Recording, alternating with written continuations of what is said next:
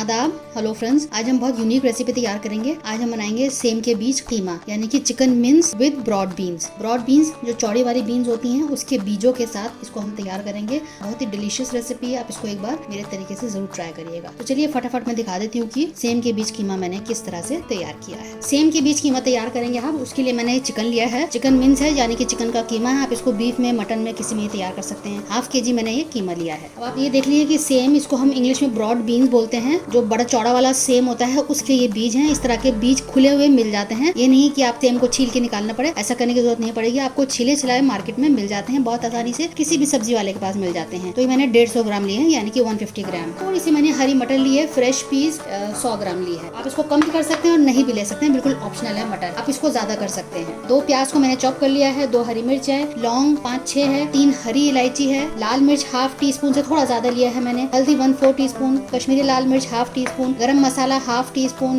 लहसुन अदरक का पेस्ट है 1 टेबल स्पून और नमक अपने जायके के हिसाब से ले लीजिए। 2 टमाटर ले लेंगे। जो बाकी चीजें डलेंगी वो मैं आपको बाद में दिखाती हूँ, फिलहाल अभी इन्हीं की जरूरत है। तो सबसे पहले हम प्याज लाल कर लेंगे, बहुत हल्का ब्राउन करेंगे, ज्यादा नहीं करना है।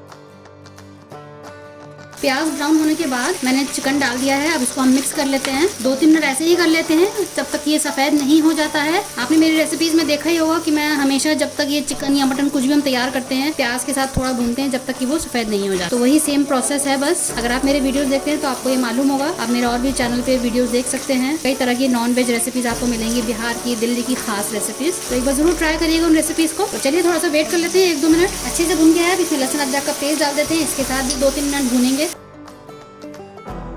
अच्छे से भून गया है। लौंग इलायची मैंने डाल दिया है, इसके साथ भी 1-2 मिनट भून लेते हैं।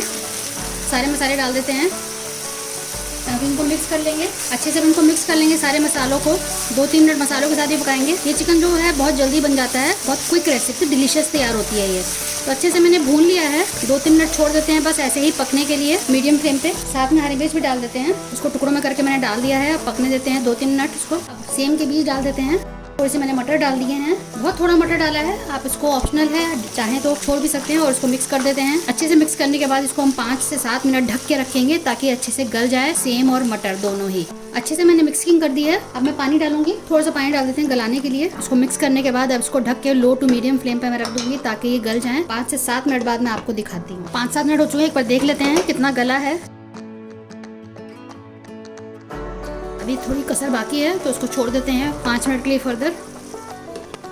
अब एक बार दोबारा से चेक कर लेते हैं, पानी सूख चुका है।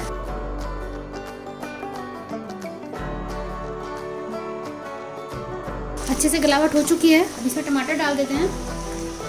आप पीस के भी डाल सकते हैं, पेस्ट बना के, और इस तरह से भी कर सकते हैं। तो अब इसको भी मिक्स कर देते हैं। टमाटर अभी अपना पानी छोड़ेगा तो अभी हमें डालने की जरूरत नहीं है। 10-15% अभी जो गलावट की जरूरत है वो अब इसमें पक जाएगा। मटर तो पूरी तरह गल चुका है, सेम में भी थोड़ा सा कसर बाकी है तो छोड़ देते हैं थोड़ा सा पानी डाल के इसको।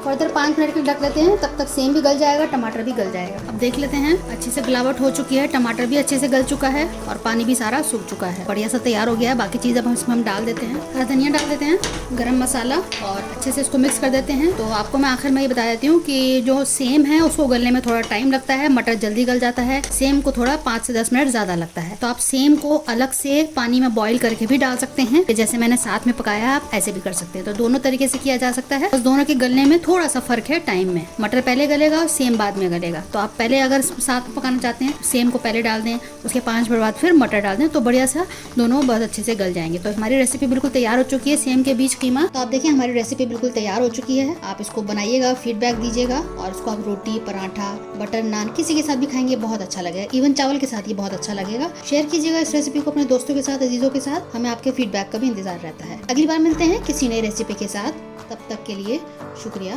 देखते रहिए शायला।